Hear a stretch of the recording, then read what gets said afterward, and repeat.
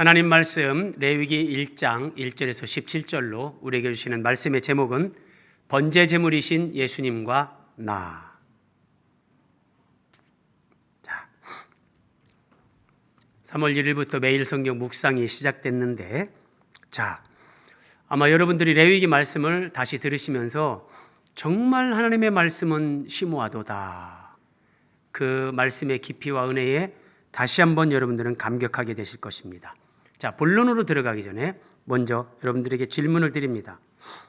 출애굽한 이스라엘 백성들을 하나님께서 가나안 직선 코스로 인도하지 않고 반대쪽으로 인도를 하시면서 시내산에 도착하게 하셨습니다. 이스라엘 백성들을 시내산으로 인도하신 하나님은 그 시내산에서 이스라엘 백성들에게 무엇을 주셨습니까? 말씀해 보세요. 하나님이 시내산에서 인구경제 대표로 얘기해 보세요. 시내산에서 이스라엘 백성들에게 하나님이 주신 게 뭡니까? 예, 감사합니다. 많은 사람들은 십계명 두 돌판을 모세를 통해서 하나님이 주신 걸 기억합니다. 성경을 이제 이렇게 이해하는 기독교인들이 굉장히 많습니다. 자, 십계명 돌판을 준 건 맞아요. 그런데 십계명 돌판 상징이죠. 율법 전체를 상징하는 거예요. 자, 하나님이 율법을 주셨어요.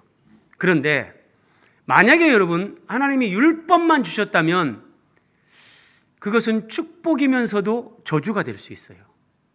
왜냐하면 사람은 하나님의 율법을 다 마음으로까지 지킬 수 없기 때문입니다.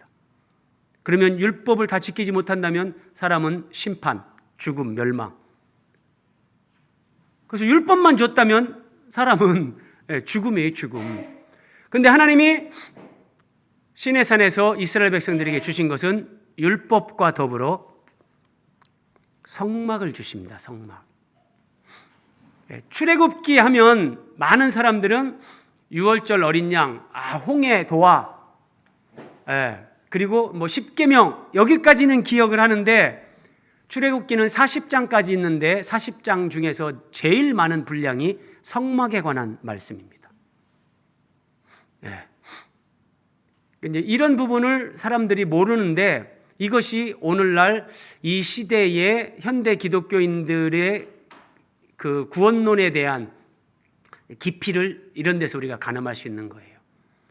그러니까 유월절 어린 양, 예수 그리스도의 십자가 보혈, 그 은혜를 믿고 구원받는 건 알아요.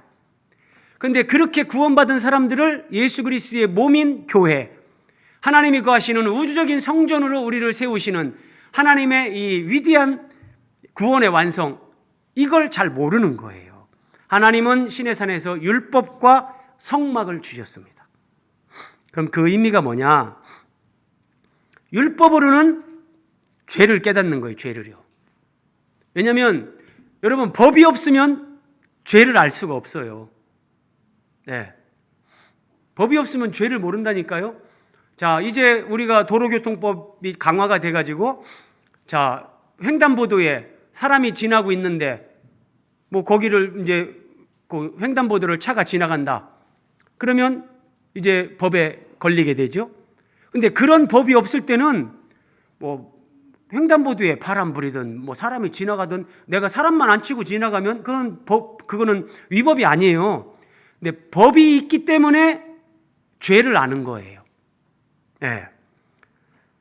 그런데 말씀드린 것처럼 율법으로 나는 이렇게 더러운 추한 죄인이구나, 이것만 깨닫고 방법이 없다면 그거는 정말 재앙이 되죠. 근데 하나님은 성막을 주셨어요.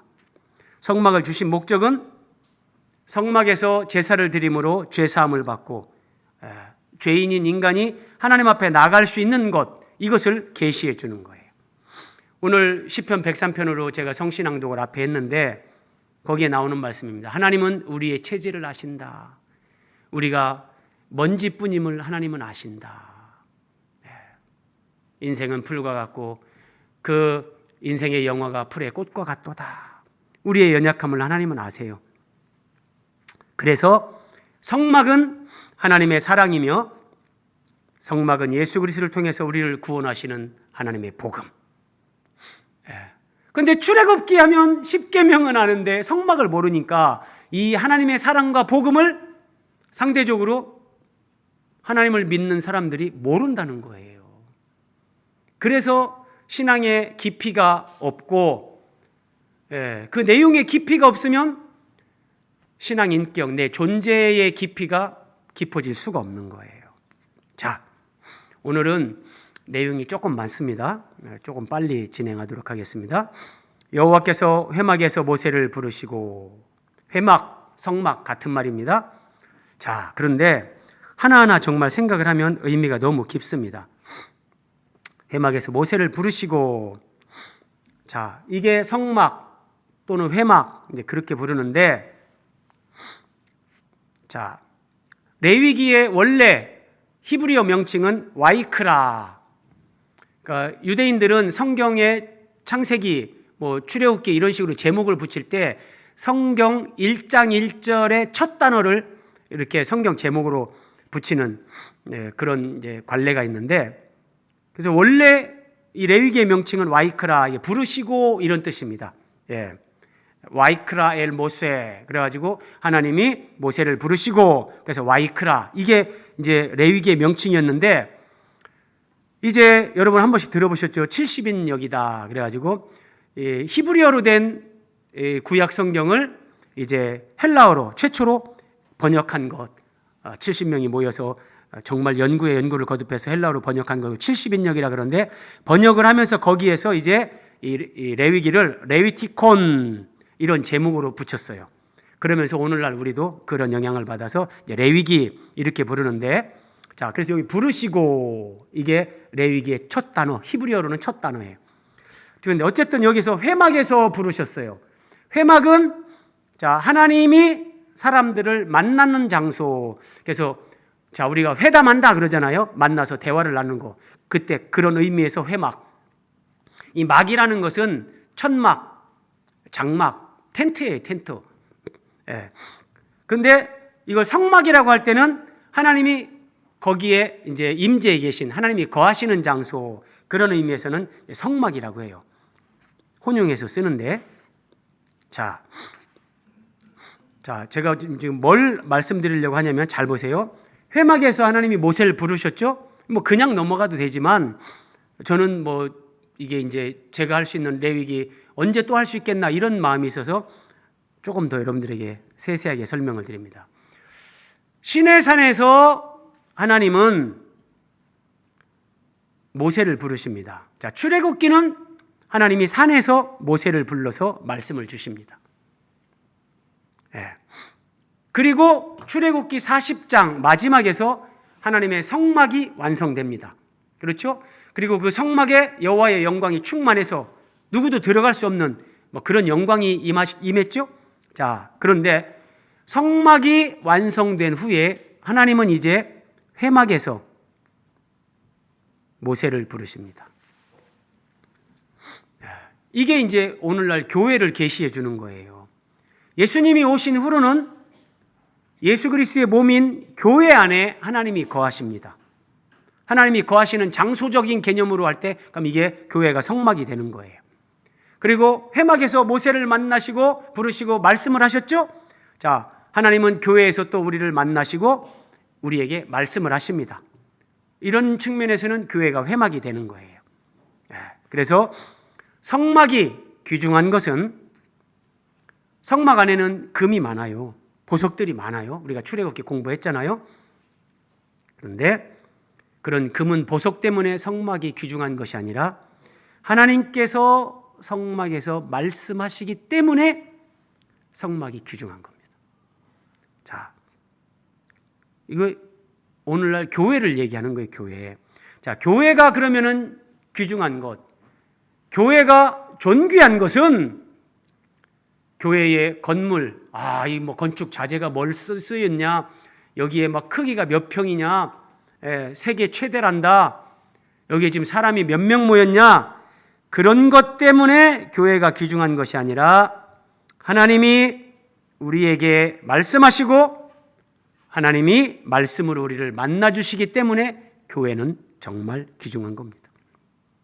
그래서 여러분, 우리가 교회를 선택할 때, 어디 이사를 가더라도 정말 교회를 선택할 때 어떤 교회가 성경적인 교회냐, 그것의 기준은 예수 그리스도 중심의 진리의 말씀이 선포되는 교회예요.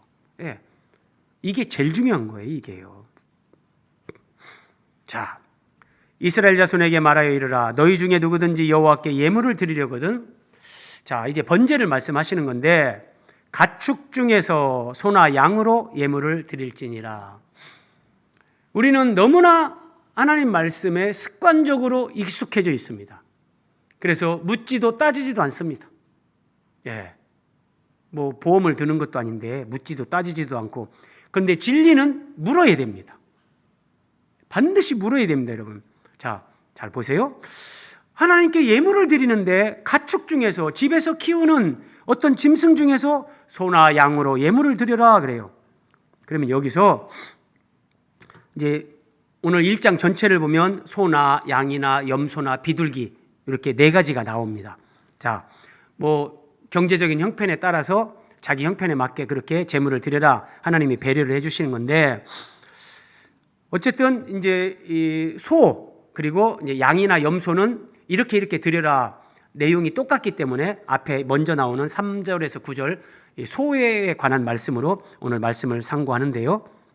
자, 그런데 그 예물이 소의 번제이면, 번제, 비전이 번제가 뭐죠? 어떻게 제사 드리는 거죠, 번제가? 네. 한자로 이 번자가 이게 불태울 번, 불에 태운다는 의미예요. 그래서 짐승을 불에 태워서 하나님 앞에 드리는 제사, 이걸 번제라고 하는데, 소의 번제니까 소를 잡아서 하나님 앞에 태워서 제사를 드리는다. 이런, 지금 하나님이 이걸 말씀하시는 거예요, 첫 번째로. 그러면 우리는 여기서 생각이 있다면 물어야 됩니다. 제가 써놨죠. 히브리어로 다라쉬 그래요. 하나님께서 여호와께 물으라 그래요. 물으라. 여러분, 예를 들어서 리브가가, 이삭의 아내 리브가가 쌍둥이를 가졌어요. 근데 이 뱃속에서 두 녀석이 막 발로 차면서 싸우는 거예요. 그때 리브가가 어떻게 하는지 압니까? 여호와께 묻자온대. 하나님께 물어요. 물으라는 거예요. 그러면 여러분들이 하나님 앞에 뭔가를 물어보세요. 하나님, 도대체 저는 이거 모르겠는데 이게 무슨 뜻이에요?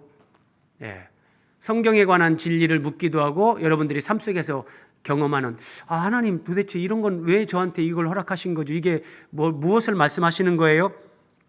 그렇게 여러분들이 물으시면 하나님은 인격이시고 살아계시기 때문에 반드시 여러분들이 묻는 것에 대해서 깨달음을 주십니다. 진짜입니다. 반드시. 자, 근데 이제 성경에 관한 것은 하나님께 뭐 다 이렇게 물을 수도 있고, 하나님께서 교회에 이 목사를 예수님이 승천하시면서 선물로 주고 가셨다 그러는데, 여러분들이 더 쉽게 목회자에게 목사님, 나 이거 봐도 모르겠는데 이게 무슨 뜻이에요? 물으시면 돼요. 카톡으로 그냥 보내셔서 물으셔도 되고, 전화를 하셔도 되고. 자, 그러면 소를 잡아서 불로 태워 하나님 앞에 제사를 드리라, 이 말인데, 자, 상원 형제, 하나님은 짐승을 잡아 제사를 드리면 그 제사를 기쁘게 받으시는 하나님이십니까? 자, 우리나라 사람들 고사 지냅니다. 돼지 대가리 사다 놓고, 돼지 대가리 입에다가 막 돈 끼워 놓고 막 절하고 이럽니다. 자, 하나님이 짐승을 잡아 제사를 드리면 그 제사를 기쁘게 받으시는 분인가? 인구경제 동그라미 2번. 하나님은 짐승의 고기를 먹고 짐승의 피를 마시는 분입니까? 대답해 보세요. 하나님은 고기를 드시고 피를 드십니까? 자, 우리 인구경제가 아니라고 대답했어요. 시편 50편 13절에 하나님이 이렇게 말씀하십니다. 내가 숫소의 고기를 먹으며 염소의 피를 마시겠느냐? 하나님 이렇게 말씀하시는 거예요. 내가 짐승의 고기를 먹고 그 짐승의 피를 마시겠느냐? 하나님은 고기를 드시지 않고 피를 마시지 않는 분이란 말이에요. 자, 우리 이 코로나 시국에 우리 황말순 모치님 정말 이렇게 예배 나오시고 대단하시고 훌륭하십니다. 우리 윤용원 선생님 오늘 이 어려운 시국에 제일 먼저 예배당에 도착하시고 정말 훌륭하십니다. 하나님이 큰 깨달음 주시고 은혜 주시기를 바랍니다. 하나님은 진짜 고기를 드시거나 짐승의 피를 마시는 분이 아니에요. 그렇다면 하나님은 왜 짐승을 잡아 제사를 드리라고 하셨을까요? 이렇게 생각하고 물어야 되는 거예요. 자, 왜 짐승을 잡아 제사를 드리라고 하나님이 말씀하시는가? 제가 이 말씀으로 설명을 드립니다. 레위기 16장. 아론은 그의 두 손으로, 아론 제사장이거든요. 두 손으로 살아있는 염소의 머리에 안수하여, 자, 염소의 머리에 안수한다. 이스라엘 자손의 모든 불의와 그 범한 모든 죄를 아뢰고, 자, 이 염소가 있는데 염소의 머리에 이스라엘의 대제사장 아론이 두 손을 얹어서 기도를 하는 거예요. 이걸 안수한다 그래요. 그때 안수하고 이스라엘 자손의 모든 불의와 그들이 범한 모든 죄, 하나님 이스라엘 백성들이 이런 죄를 범했고 하나님 앞에 이렇게 잘못했고 다 아뢰입니다. 그렇게 아뢰면 그 죄를 염소의 머리에 두어 이스라엘 백성들의 죄가 이 염소에게 전가가 되는 거예요. 전가가 돼요. 그러니까 지금 이 사람이 이스라엘을 대표하는 제사장이고 염소의 머리에 안수를 하면서 죄를 아랬더니 이 염소에게 이스라엘 백성들의 죄가 다 전가되는 거예요. 그리고 미리 정한 사람에게 맡겨 그 염소를 광야로 보내라. 광야로. 자, 한번 그림으로 보세요, 여러분. 이렇게 이 사람이 광야로 염소를 끌고 가는 거예요. 그런데 이때 염소는 그냥 염소가 아니라 이스라엘 백성들의 모든 죄를 다 짊어진 염소예요. 이스라엘 백성들의 모든 죄를 짊어지고 염소가 지금 광야로 가는 거예요. 자, 염소가 그들의 모든 불의를 지고 짊어진 거예요. 무인지경에 이르거든, 사람이 보이지 않고 사람이 살지 않는 그런 이제 광야에 이르렀어요. 그는 염소를 끌고 간 사람은 그 염소를 광야에 놓을지니라. 자, 이런 무인지경 광야에 왔어요. 염소를 끌고 온 사람이. 그리고 여기서 그 염소를 광야에 놓아라. 보세요, 여러분.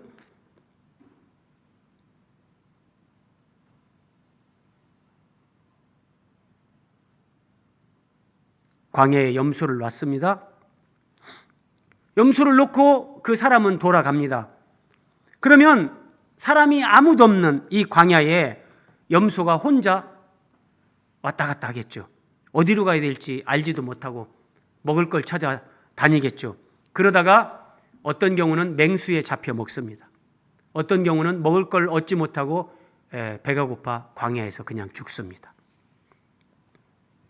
말씀드린 대로 이 염소는 일반적인 염소가 아니라 이스라엘 백성들의 죄를 짊어지고 지금 이스라엘 백성들이 사는 곳에서 멀리 옮겨진 염소. 다시 보세요, 여러분. 하나님은 이걸 말씀하시는 거예요. 이 염소가 세상 모든 사람들의 죄를 짊어지고 십자가를 지고 골고다 언덕, 죽음의 장소로 가시는 예수 그리스도를 보여주는 거예요. 예수님이 오시기 1500년 전이니까 하나님의 아들이 사람으로 와가지고 사람들의 죄를 대신 짊어지고 너희를 위해서 대신 죽을 거야. 그래서 너희들은 죄 용서받고 구원받을 거야. 이런 것들을 하나님이 염소 한 마리에 이스라엘의 죄를 전가시켜서 광야로 보내서 죽게 하는 것으로 말씀하시는 거예요. 그래서 세례 요한이 예수님을 보고 이렇게 말합니다. 보라! 세상 죄를 지고 가는 하나님의 어린 양이로다. 오늘 본문에도 나오지만 양과 염소는 거의 같은 것으로 같은 제물이에요. 그런데 양은 하나님 앞에 순종하는 측면에서 양이 쓰이고 염소는 조금 이제 못되게 더 죄를 강조할 때 염소가 이제 나오는데 그래서 다 같은 의미예요. 세상 죄를 지고 가는 하나님의 어린 양이로다. 네. 시편 103편에서 동이 서에서 먼 것 같이 우리의 죄가를 우리에게서 멀리 옮기셨다. 이스라엘 백성들이 사는 곳에서 죄를 짊어진 염소가 무인지경 광야로 가서 죽잖아요. 예수님이 자, 십자가를 지고 우리의 죄를 짊어지고 백성들 대신 죽는 거, 그리고 우리의 죄가 이렇게 동이 서에서 먼 것 같이 우리의 죄가를 이렇게 멀리 옮기시는 거, 이걸 시각화해서 하나님이 보여주시는 거예요. 그래서 구약의 모든 제사와 제물은 여러분 굉장히 중요한 거예요.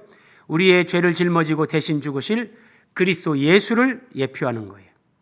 예수님을 예표하는 거예요. 아, 이게 예수님을 얘기하는 거구나.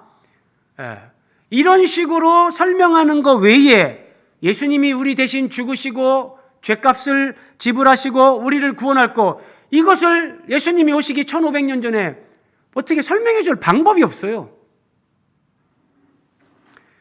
그래서 하나님이 소로 번제를 드려라, 양이나 염소로 번제를 드려라, 지금 이런 말씀을 하시는 것은 하나님의 아들 예수님을 보내서 우리를 구원하실 것을 모형과 그림자로 설명해 주는 거예요.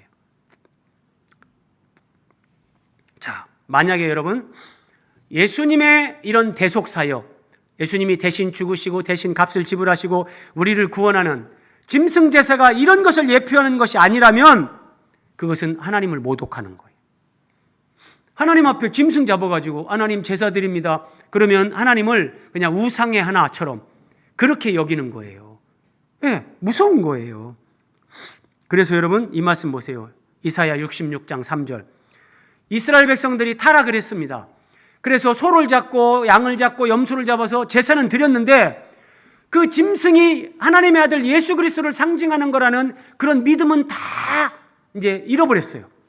그리고 형식적으로, 율법적으로, 문자적으로 짐승 제사 드리는 거예요. 그때 하나님이 이렇게 말씀하십니다. 너희들이 소를 잡아 제사를 드리는 것은 살인하는 것과 다름이 없다. 양으로 제사를 드리는 것은 개의 목을 꺾음과 다름이 없다. 너희들이 그렇게 분향하고 제사 드리는 것은 우상을 찬송함과 다름이 없다. 그것은 우상 숭배와 똑같다. 소를 잡고 양을 잡고 제사를 드리고 분향을 하는 것들이 거기에서 예수 그리스도가 빠지면 하나님 앞에 우상 숭배와 똑같다고 하나님이 말씀하시는 거예요. 그건 가증하다. 하나님을 모독하는 거예요. 그런데 메시아 언약을 잃어버리면 구약의 이스라엘이 이렇게 타락하게 된 거예요. 그리고 이 말씀 다시 보세요. 그 예물이 소의 번제이면 흠없는 수컷으로 회막문에서 여호와 앞에 기쁘게 받으시도록 드릴지니라. 자, 여러분 오늘 우리에게 적용해 볼까요? 자, 어떤 분은 경제력이 조금 괜찮아요. 그러면 그 사람은 하나님 앞에 번제를 드려야 되는데 소 한 마리 드려야 되는 거예요. 여러분 제가 잘은 모르지만 요즘 송아지 한 마리 나면 기본 500만 원입니다. 큰 소는 1000만 원에서 1500만 원 하는 거죠. 그러면 하나님 앞에 소를 잡아 드리려면 내가 한 번 헌금하는데 1000만 원에서 1500만 원을 해야 되는 거예요. 네. 돈 없는 분들은 그렇게 못하고 이제 비둘기 잡아서 하겠지만 돈이 있다면 이렇게 해야 되는 거예요. 그러면 아무리 돈이 있어도 야, 한 번에 1000만 원, 1500만 원 쉽지 않잖아요. 그래서 교회 가니까 뭐 하나님 앞에 뭘 드리라고 하고 에이 부담돼서 교회 못 가겠다. 이렇게 사람들이 생각할 수도 있죠. 그런데 여러분 제가 지금까지 설명한 것, 구약의 제사에 쓰여지는 제물은 진짜 그 제물의 의미가 있는 것이 아니라 예수 그리스도를 예표하기 때문에 의미가 있다겠죠. 그러면 여러분 이거예요.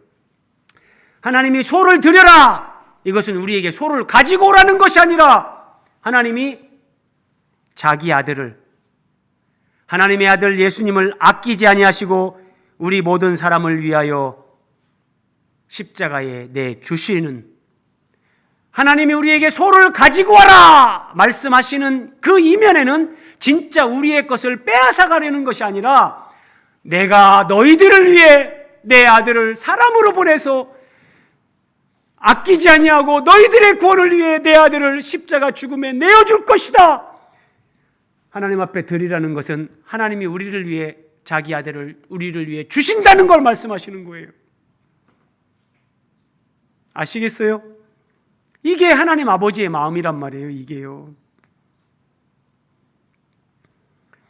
그는 번제물의 머리에 안수할지니. 자, 지금부터 여러분 집중해야 됩니다.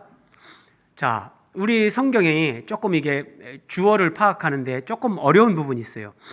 자, 그는 번제물의 머리에 안수할지니 이렇게 안수를 하는데 여기에서 안수하는 사람은 제사장입니까? 제물을 가지고 온 사람입니까?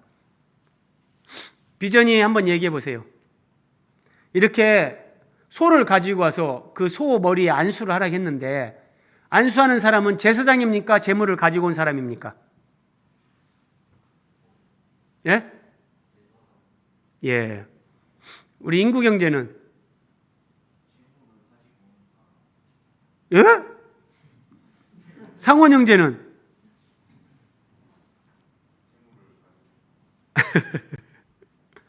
자, 제가 일부러 헷갈리게 했습니다, 여러분. 생각 없이 보면 저도 이런 경험이 있어서 그래요. 처음 교회 갔는데 당연히 제사장이 제물에 안수하겠지. 그렇지 않아요.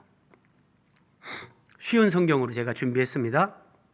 제물을 바치는 사람은 그 짐승의 머리에 손을 얹어라. 이게 안수하라는 거예요. 이게 매우 중요합니다. 그러니까 내가 하나님 앞에 죄사함 받기 위해서 짐승을 가지고 왔는데 내가 안수하는 게 당연하죠. 그렇죠? 예.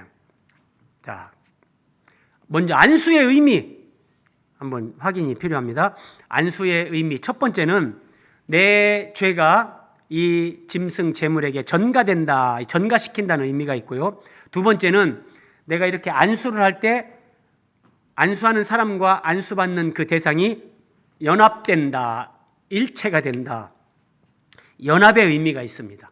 그래서 안수는 안수한 그 제물이 죽을 때 그 제물과 내가 연합의 의미가 있기 때문에 그 제물이 죽을 때 내가 죽은 것이 되는 거예요. 이걸 우리에게 적용하면 이제 이게 성경의 이게 교리, 신학적인 의미가 이렇게 연결되는 거예요. 자, 내가 이렇게 안수하면 내 죄가 이 양에게 제물에게 전가가 되는데 이게 동그라미 4번 보세요. 내가 예수님을 믿으면 내가 2022년에 예수님을 믿으면 2000년 전에 이스라엘 그 골고다 언덕의 십자가에서 죽으신 예수님의 대신 죽으신 그 대속 죽음이 나에게 적용이 돼서 내 죄 문제가 해결되는 거예요. 이게 연합교리. 예. 심오하다니까요. 네. 그는 여호와 앞에서 그 수송아지를 잡을 것이요 그럽니다. 자, 다시 질문 드립니다. 그러면 여기서 소나 양, 이 제물을 죽이는 사람은 제사장입니까? 제물을 가지고 온 사람입니까? 누굽니까? 누굴 것 같아? 우리 윤용원 선생님, 한번 둘 중에 하나입니다. 확률 50%입니다. 이 소를 가지고 왔는데 소를 하나님 앞에 제사 드리기 위해서 소를 잡는 사람, 죽이는 사람은 누굴까요? 제사장일까요? 그 소를 끌고 온 사람일까요?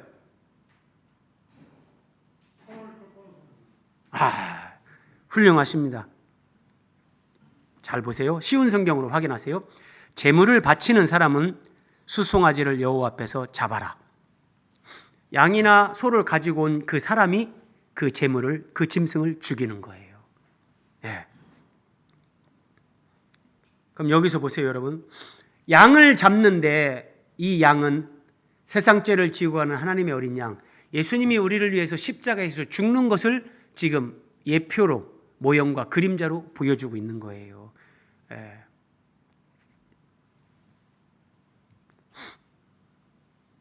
그리고 그 피를 가져다가 뿌려라 그랬어요. 제가 지난 설교에서도 한번 언급을 했었는데 피를 뿌린다. 굉장히 이렇게 막 번제단 주변에 피를 뿌렸는데요. 피를 뿌린다는 중요한 의미. 자, 성경에서 피는 생명입니다. 피는 생명. 그래서 이 과학이 발달을 하고 AI고 뭐고 막 인류의 기술이 아무리 발전을 이루어도 사람이 피는 만들어내지 못하는 거예요. 왜냐하면 성경에 생명은 피에 있다 하나님이 그러세요. 근데 생명을 상징하는 피를 흘렸다, 이건 죽음이에요. 그러니까 예수님이 십자가에서 피 흘리고 죽는 거예요. 그런데 하나님은 그 피를 제단 주변에 뿌리라 그랬어요. 피 뿌림은 예수님이 나를 대신해서 죽으시고 죄값을 해결하신 그 대속 죽음의 은혜가 그 피를 뿌린 사람에게 적용이 된다는 그런 의미거든요. 한번 보세요. 히브리서 12장 24절. 새 언약의 중보자이신 예수, 그 예수님은 아벨의 피보다 더 나은 것을 우리에게 말하는데 바로 뿌린 피니라. 예, 예수님이 흘리신 피가 우리에게 뿌려졌다. 이게 뿌린 피다. 이렇게 얘기를 하는 거예요. 그래서 2000년 전에 예수님이 이 피를 흘렸지만 내가 예수님을 믿는 순간 예수님의 피 뿌림이 나에게 적용이 되면서 우리가 죄사함을 받고 구원을 받고 영생 천국을 누리게 되는 거예요. 시간 관계상 좀 빨리빨리 넘어갑니다. 자, 6절. 그는 또 번제물의 가죽을 벗기고 각을 뜰 것이요. 자, 죽인 짐승의 가죽을 벗겨라 그래요. 소나 양이나 염소나 가죽이 있잖아요. 자, 또 질문 드립니다. 그러면 이 짐승의 가죽을 벗기고 각을 뜨는 사람, 각을 뜬다. 그 짐승 고기를 여러 쪼가리로, 머리, 팔, 머리, 다리, 몸통, 여러 부분으로 쪼개는 걸 얘기하는 거예요. 자, 가죽을 벗기고 각을 뜨는 사람은 제사장입니까? 제물을 가지고 온 사람입니까?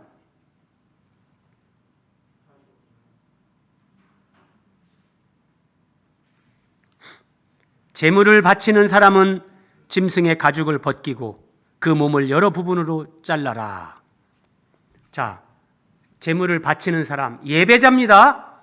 예배자가 직접 짐승을 끌고 오고 예배자가 그 짐승의 머리에 안수를 하고 예배자가 그 짐승을 죽입니다. 예배자가 그 짐승의 가죽을 벗깁니다. 예배자가 그 짐승의 몸을 각을 뜹니다. 자, 우리에게 적용을 해볼게요. 지금 가죽을 벗긴다. 그러면은 이 제물이 예수님을 상징하잖아요. 그럼 예수님에게 가죽을 벗긴다. 이걸 예수님과 우리에게 적용할 때 그 사람의 아름다움을 추하게 만든다. 가죽, 짐승의 이 외적인 거잖아요. 그 외적인 아름다움을 벗겨내는 건데 예수님에게 적용하면 이렇게 돼요. 자, 예수님을 십자가에 못 박을 때 어떤 사람은 예수님에게 침을 뱉어요. 주먹으로 예수님을 칩니다. 어떤 하인들은 손바닥으로 예수님을 때립니다. 자, 이게 예수님을 정말 이렇게 모욕하고 이 가죽을 벗기는 거예요.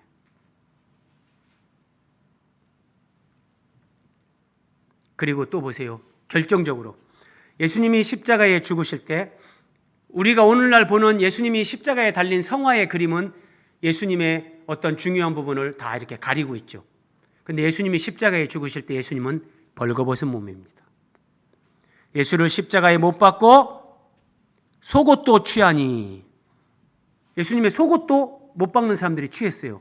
예수님이 벌거벗김 당한 거예요. 이게 예수님의 가죽을 벗기는 거예요.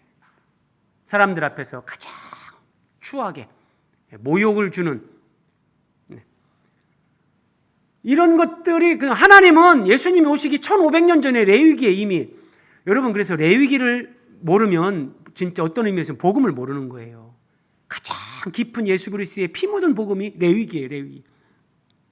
이렇게 다 나와요. 예수님에 대해서. 그런데 여러분 제가 말씀드렸죠.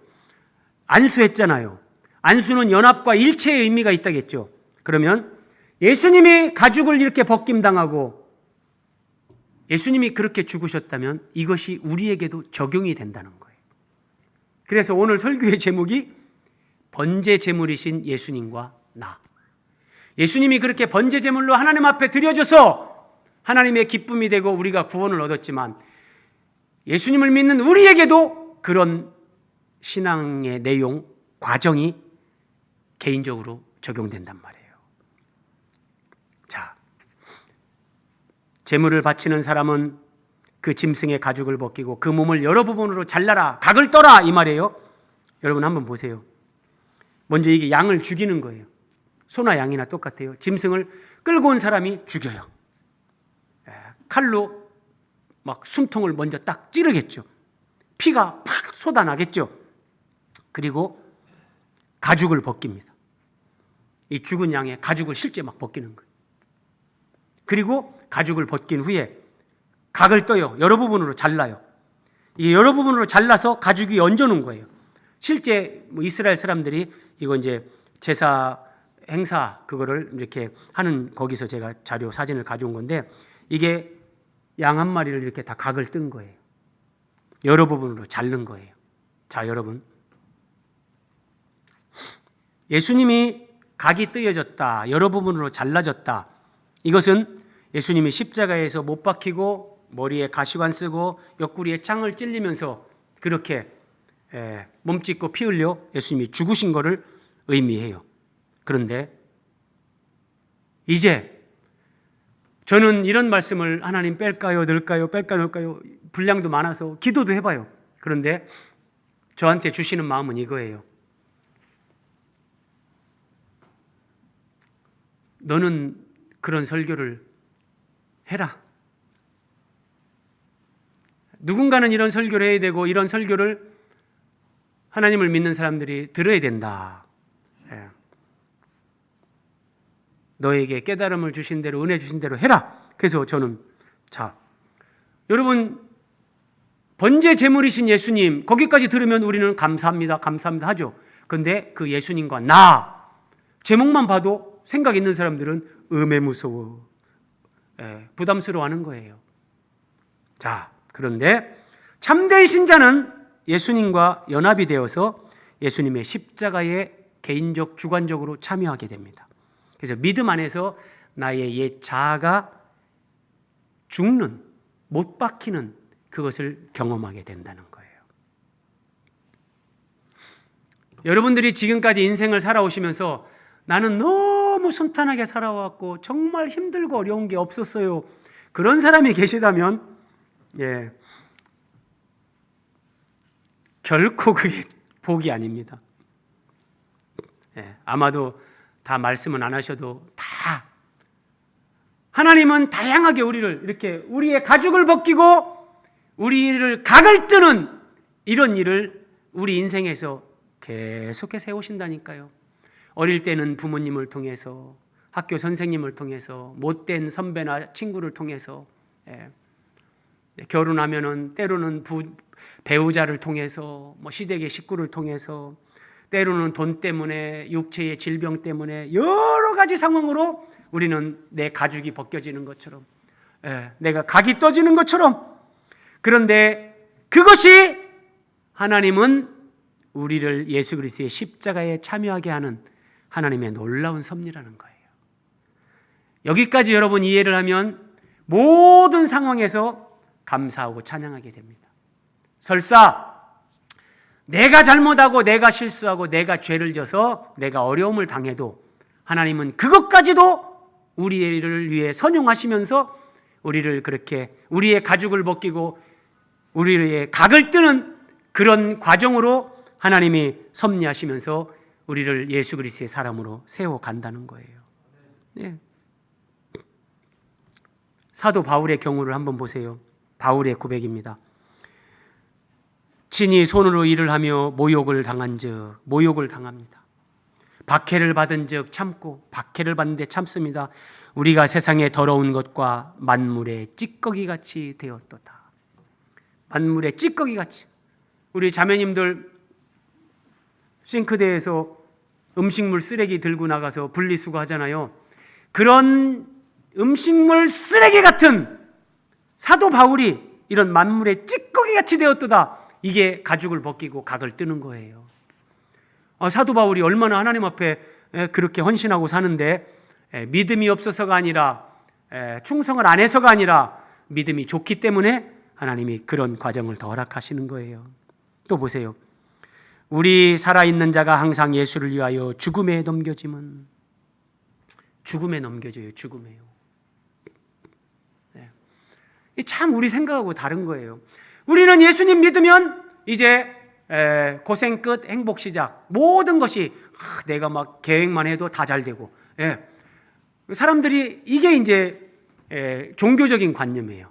내가 하나님 믿고 기도 많이 했고 하나님 앞에 내가 예배 한 번도 안 빠졌는데 하나님이 이제 막 우리 자식들 잘 되게 해주고 우리 남편 잘 되게 해주고 내가 하는 거 다 잘 되게 해주고. 아니에요. 예배 잘 드리고 기도 열심히 하고 하나님 앞에 충성하기 때문에 죽음에 넘겨지는 은혜를 하나님이 허락하십니다. 이 죽음에 넘겨지는 게 없다면 내가 가죽이 벗겨지고 각이 떠지면서 예수 그리스도의 십자가에 참여하고 예수 그리스도와 생명의 연합을 이루는 그 은혜로 나가지 못하고 그걸 경험하지 못하는 상태라는 거예요. 아시겠습니까? 자, 그 다음에 이제 보세요. 지금까지는 제사를 드리는 사람, 제물을 가지고 온 사람이 다 했어요. 그런데 이제 제사장, 아론의 자손들은 제사장이 하는 거예요. 자, 짐승을 죽였죠? 가죽을 벗겼죠? 각을 떴죠? 그 다음에 제사장이 해요. 제사장이 뭐 하냐? 제단, 번제단 위에 불을 붙이고 그 불 위에 나무를 벌려놓고 아론의 자손 제사장들은 뜬 각과 각을 뜬 것, 그러니까 머리, 다리, 뭐 이렇게 몸 여러 조각으로 나누고 기름 분리시킨 거 이런 것들을 제단 위에, 번제단 위에 불 위에 있는 나무 위에 벌려 놓을 것이며 제사장이에요. 그 다음에 또 보세요. 그 내장과 정강이를 물로 씻을 것이요. 한 번 더 마지막 질문.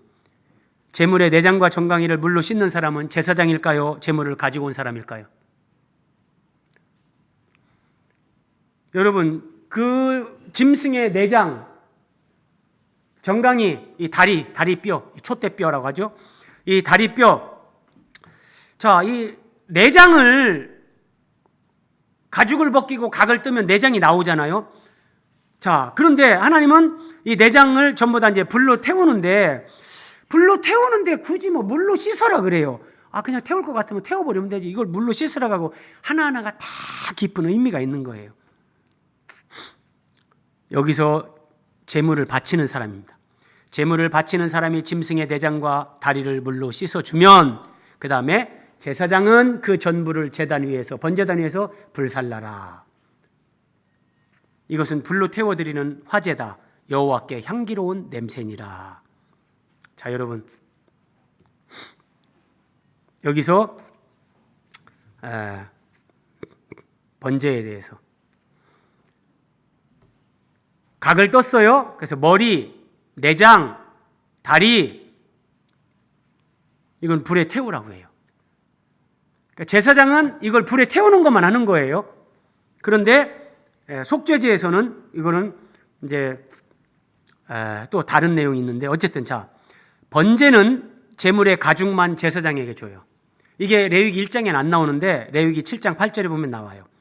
번제를 드릴 때 그 짐승의 가죽 벗겼잖아요. 그 가죽은 제사장에게 주고 그 외에 모든 그 번제물, 그 모든 것은 불로 태우는 화제, 불태워드리는 제사예요. 그래서 이러한 번제는 예수 그리스도의 완전한 순종과 헌신을 나타낸다. 그래서 여러분, 번제에서는 예수 그리스도의 완전한 순종과 헌신. 자, 예수님이 이렇게 기도하시죠. 아버지여 나의 원대로 마옵시고 아버지의 원대로 하옵소서. 십자가 죽음을 앞에 놓고 이렇게 기도하시는 것. 이것이 예수님이 번제 제물로 드려지는 것. 하나님 아버지 앞에서 완전한 순종, 완전한 헌신, 죽기까지 복종하는 것. 나의 원대로 마옵시고 아버지의 원대로 하옵소서. 이걸 보여주는 거고요. 자, 그리고 하나 더. 제가 왜 오늘 말씀의 제목을 번제 제물이신 예수님과 나 이렇게 잡았냐면 예수님은 우리를 위해서 완전한 순종, 완전한 헌신으로 번제를 드려주셨고 우리는 그 예수 그리스도의 번제 이걸 통해서 우리가 죄사함을 받고 구원을 받아요. 그런데 많은 기독교인들이 놓치는 게 하나가 있어요. 뭐냐? 예수님의 기도를 한번 보세요. 아버지의 이름을 영광스럽게 하옵소서. 예수님이 아버지 앞에 이렇게 기도를 해요. 아버지의 이름을 영광스럽게 하옵소서. 여러분, 이게 그냥 어떤 상투적인 그런 기도가 아니라 구약 성경과 연결하면 정말 중요한 말씀이에요. 에스겔 36장에 이런 표현이 여러 번 나오는데 하나님께서 이렇게 말씀하세요. 여러 나라 가운데서 더럽혀진 이름 곧 너희가 그들 가운데서 더럽힌 나의 큰 이름을 내가 거룩하게 하겠다. 자, 유다 나라가 망했어요. 성전이 불탔어요. 바벨론의 포로로 끌려갔어요. 바벨론 제국이잖아요. 거기에 여러 나라 사람들이 모여 사는데 그 여러 나라 사람들이 뭐야? 얘들 이스라엘이래, 이스라엘. 야, 하나님 백성이라고 뭐 자기들만 선택받고 하나님 섬긴다고. 그런데 얘들이 나라 망하고 성전 불타고 포로로 끌려왔대. 야, 니들 하나님은 죽었냐? 니들 하나님 어디 주무시냐? 하나님의 이름이 더럽혀졌어요.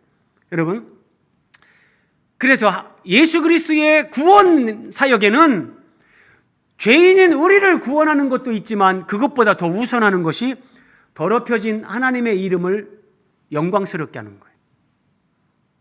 여러분, 이거 성숙한 신자들, 귀 있는 사람만 들립니다. 아이고, 뭐 하나님 이름이 뭐 더럽혀졌던 나는 그거 모르겠고요. 내가 지옥 안 가고 천국 가면 되지. 이런 사람들은 이제 아직 젖먹이 신자고요. 거기서 더 믿음이 성장하고 우리가 정말 그리스도의 십자가에 참여하는 사람들이 되면 하나님 아버지의 이름이 더럽혀진 것, 우리 때문에 하나님의 이름이 모독을 받는 것, 이것을 회복시켜야 된다. 하나님의 영광을, 명예를 회복시켜야 된다. 이것이 우선순위가 되는 거예요. 그래서 하나님께서 더럽힌 나의 큰 이름을 내가 거룩하게 하겠다. 그러면서 그럼 어떻게 하는 게 하나님의 이름을 거룩하게 회복시키는 거냐? 포로로 끌려간 그들이 바벨론에서 다시 돌아오게 하는 거예요. 다시 이스라엘 나라가 회복되게 하는 거예요. 예. 이건 뭐냐? 우리가 마귀에게 종로로 타고 세상의 돈, 욕심, 자기의 욕망, 자아, 세상의 가치 기준을 따라 살면서 마귀에게 종로로 타던 우리가 이제는 돈에 넘어지지 않고 자기 육체의 욕망을 따라가지 않고 오직 예수 그리스도와 하나님 말씀을 따라 살면서 죄를 이기고 욕심을 이기고 세상을 이기고 자기 자신을 이기고 사탄을 이길 때 하나님의 더럽혀진 이름이 영광스럽게 되는 거예요. 예. 자, 오늘 말씀의 클라이막스입니다. 번제를 드릴 때 제물을 가지고 오는 사람, 제가 그래서 앞에서 4가지 질문을 드리면서 다 확인시킨 거예요. 제물을 가지고 오는 사람은 첫 번째, 제물에 자기가 안수합니다. 그렇죠? 그리고 자기 손으로 그 제물을 죽입니다. 자신이 죽인 제물에 가죽을 벗깁니다. 자신이 죽이고 가죽을 벗긴 짐승의 몸이 불에 잘 타도록 각을 뜹니다. 자신이 죽인 짐승의 내장과 정강이를 물로 씻습니다. 자, 이때 이런 과정을 다 직접 행하면서 제물을 죽인 사람은 무엇을 생각할까요? 자, 소를 죽입니다. 쉽지 않아요. 양을 죽입니다. 자, 짐승을 죽이는데 칼을 숨통에 딱 찌르니까 짐승이 팍 떨면서 죽어요. 피가 쏟아져 나와요. 여러분 짐승 한 마리 죽일 때, 짐승이 죽을 때 아니 뭐 짐승인데 뭐 죽는가 보지 이렇게 생각하시겠습니까? 어휴. 그 짐승의 가죽을 벗깁니다. 짐승을 여러 조각으로 자릅니다. 쪼갭니다. 제사장은 각을 뜬 제물을 번제단 위에 태웁니다.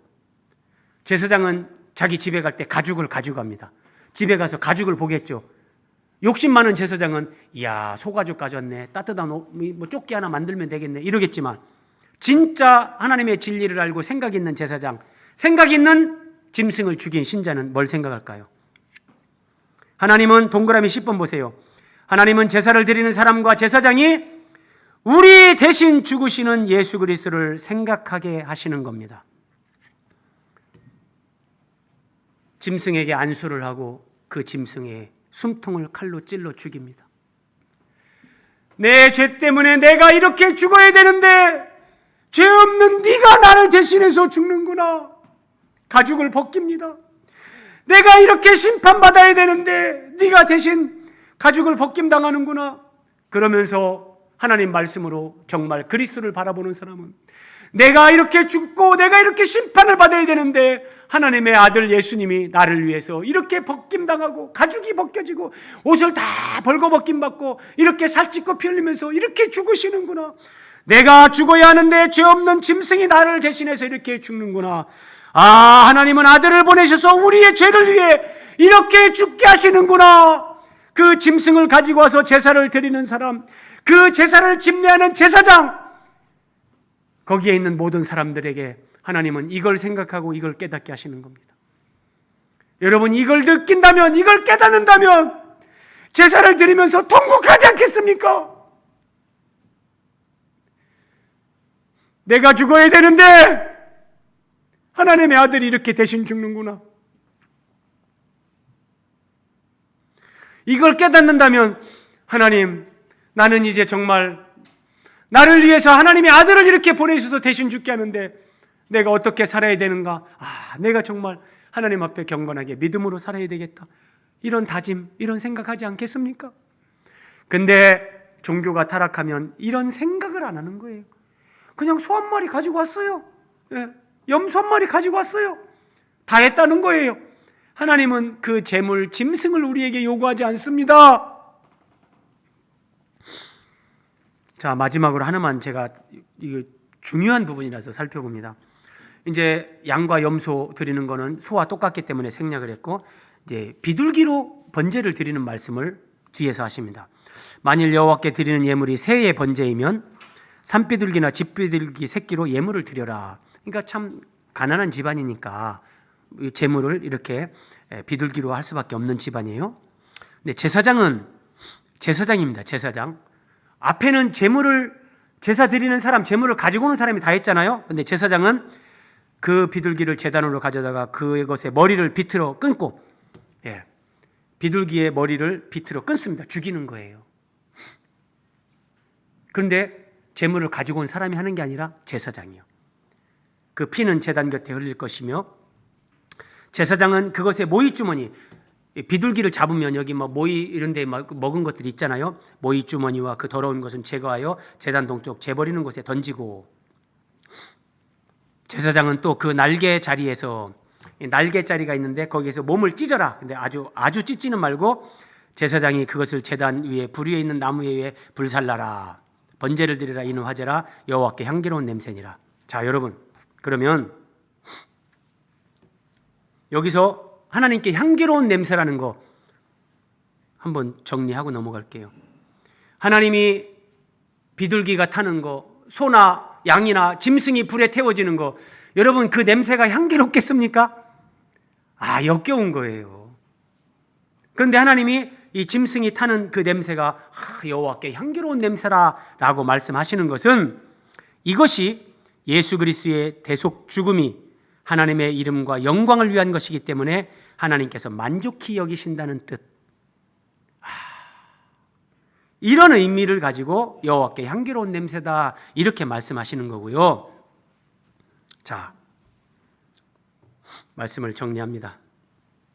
번제물로 드려지는 송아지나 양이나 염소는 제물을 드리는 사람이 죽이고 가죽을 벗기고 각을 떴고 내장과 정강이를 물로 직접 씻었어요. 제사장은 그렇게 준비된 것을 불에 태우는 것만 했어요. 그런데 비둘기를 번제로 드릴 때는 제사 드리는 사람은 가져오기만 하고 제사장이 다 죽이고 쪼개고 다 합니다. 같은 번제 제사인데 왜 두 가지 방식을 하나님은 말씀하셨을까요? 자, 오늘 마지막 말씀입니다. 자, 처음에는 제사를 가지고 온 사람, 그 사람이 했죠? 이 비둘기로 할 때는 제사장이 다 했어요. 자, 예수님은 하나님 앞에 제물이면서 제사장이 되십니다. 세상 죄를 지고 가는 하나님의 어린 양, 제물이면서 우리의 참 대제사장이신 예수 그리스도. 그래서 이 두 면을 다 보여주는 거예요. 그래서 예수님은 자신을 제물로 드리시는 제사장이다. 예수님은 짐승을 잡아서 하나님 앞에 제사를 드리는 분이 아니라 자기 몸을 자기가 제사장으로서 하나님 앞에 드리는 제사장이다. 이거를 깨닫게 하는 신학적인 의미가 있고요. 이 내용을 우리에게 적용하면 중요해요. 동그라미 3번 보세요. 내 믿음과 헌신이 비둘기처럼 너무 작아요. 비둘기처럼 작은 거예요. 그래서 나 스스로 십자가의 산 제사, 내가 예수님과 함께 죽고 그 고난에 참여하고 부활에 이르는 거기까지 나가지 못하는 사람, 이런 예수님을 누리는 그 믿음 안에서의 누림이 비둘기처럼 조그만 사람들, 이런 사람도 있을 수 있다는 거예요. 우리가 이제 소나 양이 그것을 하나님 앞에 드리는 그 정도로 헌신하는 그런 믿음의 크기가 되면 주님을 그렇게 누리고 내가 그렇게 헌신하고 십자가에 참여하는 그 삶을 사는데 비둘기처럼 조그만 그런 믿음의 누림이 있을 수 있다. 마지막 말씀. 그러므로 마음을 다하고 힘을 다하고 열심을 다해서 주님을 섬겨라. 믿음 생활 바르게 진실되게 잘해라. 그래서 믿음은 이 세상에서 잘 먹고 잘 사는 성공하고 부자 되는 그게 아니라 예수 그리스도의 고난과 죽으심과 부활에 동참하면서 주님과 생명의 연합을 이루어 하나님의 사람으로 우리가 세워지는 이거지. 그래서 그런 것에 참여하는 성숙한 사람이 되라. 비둘기처럼 조그만한 예물을 드리는 조그만한 믿음의 소유자가 되지 말라. 이런 메시지를 우리에게 주십니다. 우리 기도하겠습니다.